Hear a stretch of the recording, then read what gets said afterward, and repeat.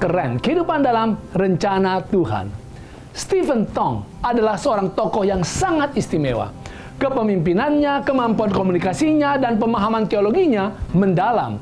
Ini membuat pelayanan firman dari beliau sangat dirindukan oleh banyak orang. Dia telah menulis lebih dari 50 buku. Ada yang mengatakan bahwa Stephen Tong adalah Billy Graham Asia.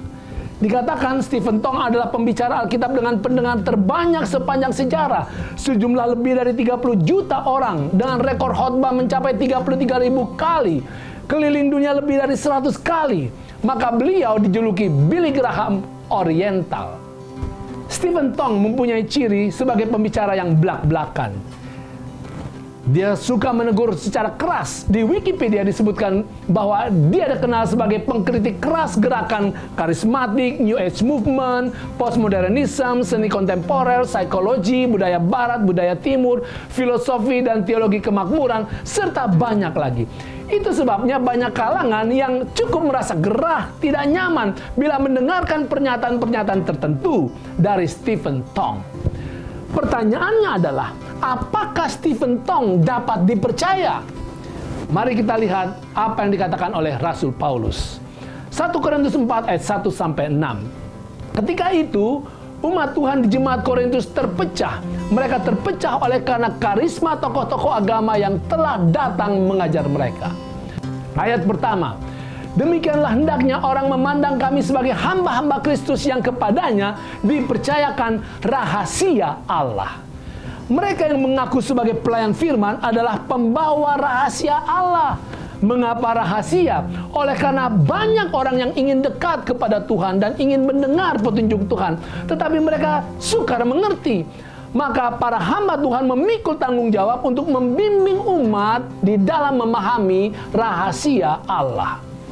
Ayat yang kedua. Yang akhirnya dituntut dari pelayan-pelayan yang demikian ialah bahwa mereka ternyata dapat dipercayai. Ini dia. Hamba-hamba Tuhan harus dapat dipercaya. Karena ada juga hamba Tuhan tetapi tidak dapat dipercaya. Asal ngomong, asal pikir, asal berdoa. Mungkin berkarisma tetapi tidak memiliki rahasia Allah. Perhatikan ayat yang ke-6. Saudara-saudara, kata-kata ini aku kenakan pada diriku sendiri dan pada Apolos. Karena kamu, supaya dari teladan kami kamu belajar apa artinya ungkapan, jangan melampaui yang ada tertulis.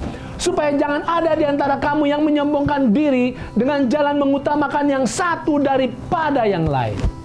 Jelas, ada landasan untuk umat Tuhan membangun kepercayaan terhadap hamba-hamba Tuhan, yaitu jangan melampaui yang ada tertulis. Sola Scriptura. Percayailah seorang hamba Tuhan bukan hanya berdasarkan hebatnya dia berbicara, besarnya reputasinya, menyenangkan atau tidak, tetapi sesuai atau tidak dengan Alkitab. Sebab itu saudara, jangan terlalu terbuka pada kehebatan, kecerdasan, prestasi, serta pencapaian-pencapaian seorang hamba Tuhan. Masing-masing orang yang mencari Tuhan bertanggung jawab untuk belajar Alkitab dan berusaha mengerti firman Tuhan. Kita bertanggung jawab untuk mengerti secara pribadi rahasia Allah, bukan hanya karena apa yang seorang hamba Tuhan katakan. Lucifer adalah seorang yang sangat berprestasi, pemimpin hebat, berkarisma, teologi yang dahsyat, bahkan pemusik yang hebat. Sayangnya sebagian malaikat percaya hanya pada ketokohannya, sehingga ketika Lucifer berbicara, mereka langsung yakin. Padahal Lucifer sudah berbicara atas pikirannya sendiri dan telah jauh meninggalkan akan firman Tuhan. Hasilnya, sepertiga malaikat di sorga disesatkannya. Kembali kepada pertanyaan, apakah Stephen Tong dapat dipercaya? Dapat. Tentu dapat. Selama apa yang dia katakan jangan melampaui yang ada tertulis. Apakah sesuai ajaran Alkitab? Sola Scriptura? Inilah semangat reformasi. Artinya, sehebat apapun Stephen Tong atau tokoh Kristen manapun, ajaran mereka harus teruji oleh firman Tuhan sepenuhnya. Tentu Stephen Tong adalah manusia biasa, punya kekurangan, dan tidak mungkin sempurna dalam pengertian firman Tuhan. Pada dasarnya, Setiap orang bertanggung jawab secara pribadi untuk belajar Alkitab, membangun iman berdasarkan Alkitab, dan hanya Alkitab saja, sola scriptura.